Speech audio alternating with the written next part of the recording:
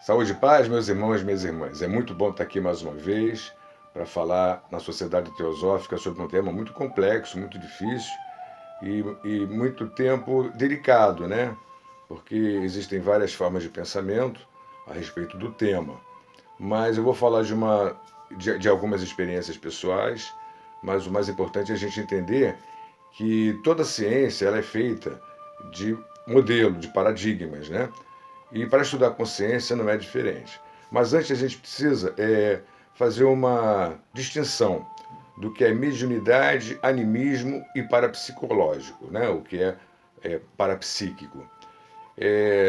Na mediunidade, você tem a intermediação, né? O teu corpo físico recebe uma informação de algum ser, espírito, extrafísico, alguma coisa assim nesse sentido.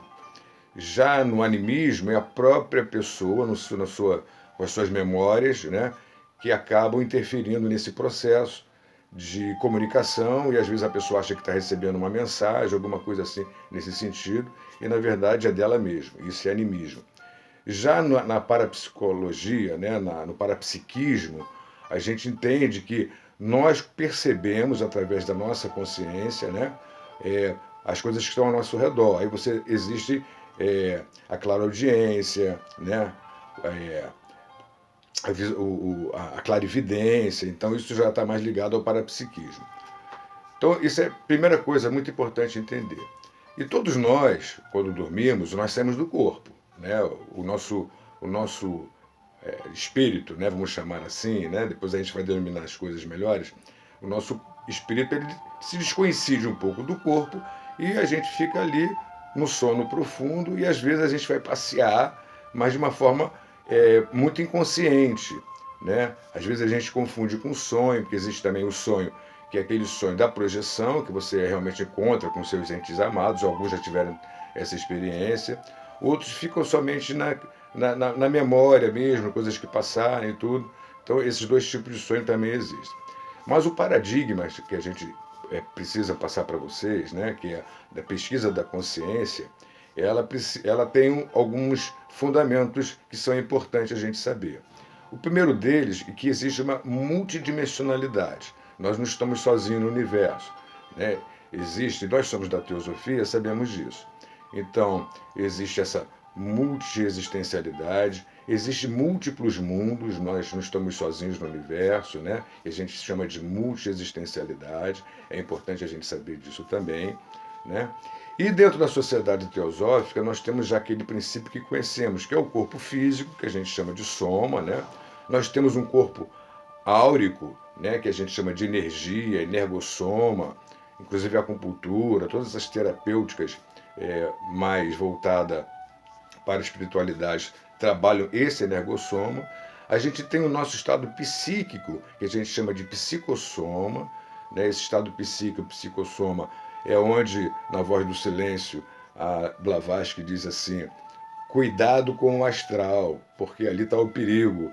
E realmente, porque nosso estado psicológico, às vezes, interfere nessa busca de conhecimento que a gente chama de extrafísico, espiritual, alguma coisa nesse sentido. E nós temos o mental soma, que a gente chama de eu superior, né, ou alguma coisa assim nesse sentido, dentro da nossos estudos teosóficos. Então, é no mental soma onde está a razão, está a consciência plena, e é que a gente procura desenvolver e trabalhar para não ter a influência das emoções, né, do estado psíquico, que está dentro desse corpo energético que a gente chama de psicossoma, ao mesmo tempo não tem influência do corpo físico. Então, essa questão do mental soma é muito importante, que a gente chama de eu superior, ou o estado mais pleno da consciência. É claro que dentro da teosofia existem planos acima, mas, de qualquer forma, o mais importante é que nesse nosso estágio evolutivo a gente compreenda que a gente não pode sair muito, né?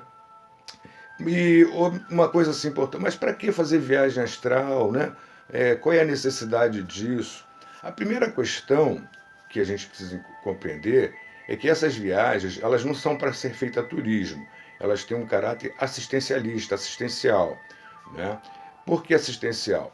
Porque nós vivemos num mundo onde existe ainda muitos seres extrafísicos necessitando de muito amparo, de muito amor, de muita luz. Então, esses trabalhos que a gente procura desenvolver é exatamente para que possamos, de uma certa forma, né, urbanizar esse planeta, né, que vamos chamar de umbral, né, onde a gente tem aqueles espíritos errantes e tudo, resgatar esses espíritos para um local melhor, de mais luz. Quem lê o Nosso Lar lembra perfeitamente de que André Luiz e seus mentores, eles fazem esse trabalho, né, de resgate de almas, de espíritos ou de consciências errantes, que a gente chama de consciências que ainda estão num estado evoluído muito baixo. Uns porque tiveram uma morte trágica, outros porque não fizeram o seu dever de casa, porque quando a gente vem para esse planeta aqui é para fazer o dever de casa, né? É para a gente poder evoluir, aprender. É como se você entrasse para uma escolinha, né? Isso aí o Espiritismo fala muito bem. A questão fundamental é compreender que esse trabalho ele existe e tem várias escolas que têm essa formação, né, de viagem astral, mas poucas se interessam pelo lado da pesquisa. A pesquisa consciencial ela é muito importante, porque ela que vai trazer a tranquilidade para que você possa fazer essa viagem, esse trabalho de sair do corpo de uma forma lúcida, né, e trabalhar em benefício desses seres que estão em volta do nosso planeta, circundando a nossa casa, a nossa vizinhança. Os chineses diziam: você quer consertar o mundo, dê uma volta no seu quarteirão. E é exatamente isso que os projetores lúcidos, os projetores conscientes fazem. Trabalhamos de uma forma que possamos, de uma certa, dentro das possibilidades de cada um, né, poder fazer esse trabalho de conscientização desses seres. Por que difere das mediunidades? Porque o projetor ele é autoconsciente, ou ele deveria de ser autoconsciente. Isso faz toda a diferença. Nós somos responsáveis pela nossa própria maneira de ser e de viver. Nós não dependemos, claro que tem espíritos superiores que nos amparam, nos ajudam nesse trabalho. Nós não trabalhamos sós, mas existe essa questão de você ter esse serviço, porque é a assistência que faz com que a gente consiga desenvolver a nossa capacidade de evoluir. Então, é muito importante termos a cultura da paz, isso é fundamental, né? Que a cultura da paz é que vai levar a gente a ter poder trabalhar de uma forma mais tranquila, dentro de uma ética, que a gente chama de cosmoética. O que eu quero para mim, eu quero para o outro. Isso aí é muito importante a gente também compreender.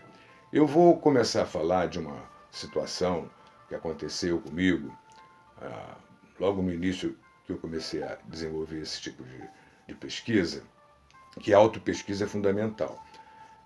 Numa dessas minhas projeções, foi a primeira projeção, ou a segunda, não me lembro bem, mas foi muito impactante.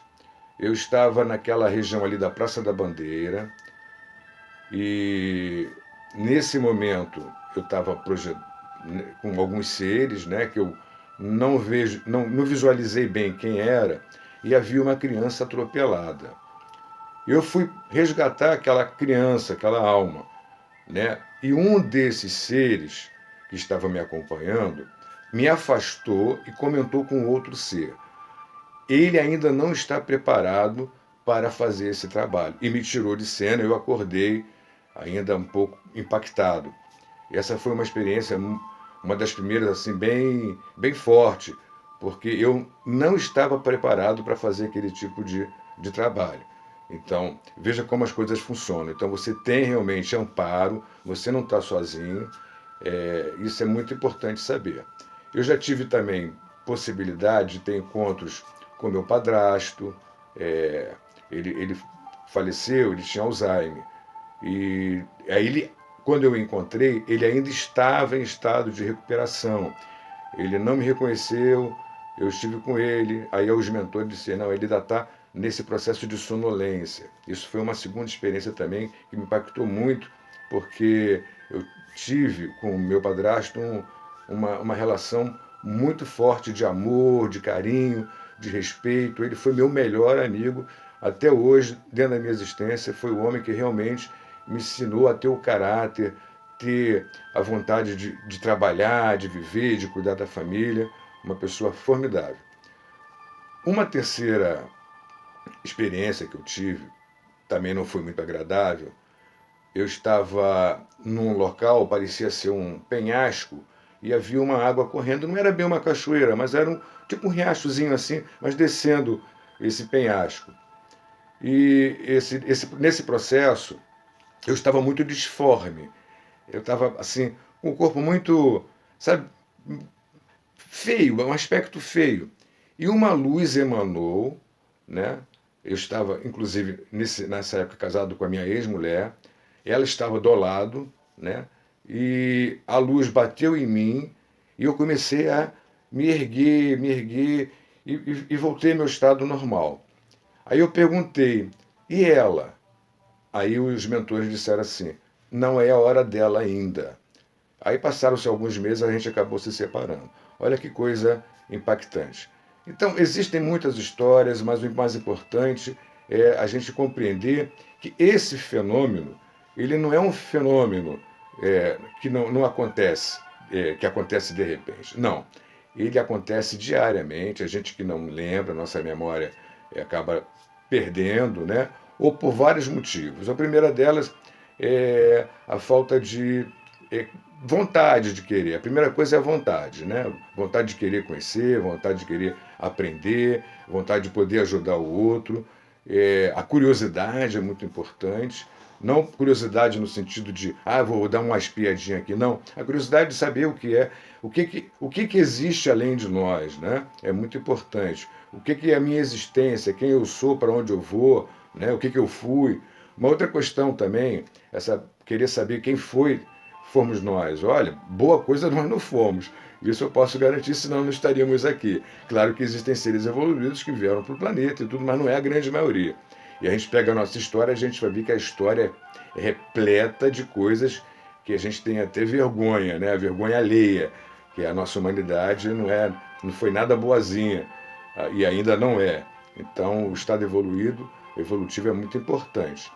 Mas para a gente evoluir, a gente precisa saber quem somos, para onde vamos, o que queremos, né? Fundamentalmente. Então, meus irmãos, essa mensagem, eu fiz uma mensagem muito breve para não cansar todos. Eu estou muito feliz por mais uma vez estar aqui reunido. Agradeço a Regina Medina por dar mais essa oportunidade de falar de um pouquinho desse meu conhecimento. Se vocês quiserem aprofundar mais, podem entrar em contato comigo. Eu posso ajudar no sentido de colaborar para que vocês possam realmente compreender um pouco mais sobre o assunto. Existe a instituição IPC, que eu sou frequentador e estudo muito lá, que foi fundada pelo Valdo Vieira. Então, interessante que coincide com todos os ensinamentos da teosofia. Isso que eu acho bacana. É o que eu chamo de teosofia do século XXI, porque ele coloca em prática aquilo que nós aprendemos dentro da forma teórica que a teosofia nos apresenta. Embora você tenha o yoga, que também faz esse tipo de trabalho, alguns tipos de yoga, né? E muitas instituições fazem isso. Mas o mais importante é saber que existe, tem essa possibilidade, mas não acreditem em nada que eu falei aqui, tenham as suas próprias experiências. E mais importante do que tudo isso é buscarmos a assistência, buscarmos a capacidade, a possibilidade de ajudarmos um ao outro. Isso é que é fundamental. Inclusive, a Regina e a Ordem de Serviço têm um trabalho maravilhoso com os animais. Nós também podemos, através dessas projeções, ajudar muitos animaizinhos, que às vezes eles entram em estado de errantes, porque não conseguem encontrar o caminhozinho deles dentro do grupo kármico deles, que a gente chama de alma-grupo dentro da teosofia. E realmente existe isso. Então eles ficam perambulando e acabam se perdendo. Tá bom? Mais uma vez agradeço a todos por terem a paciência de me ouvir. Muita saúde, muita paz. E se quiserem, podem entrar em contato comigo e a gente conversa mais a respeito. Muito obrigado, saúde e paz, tudo de bom. Em breve estaremos retornando.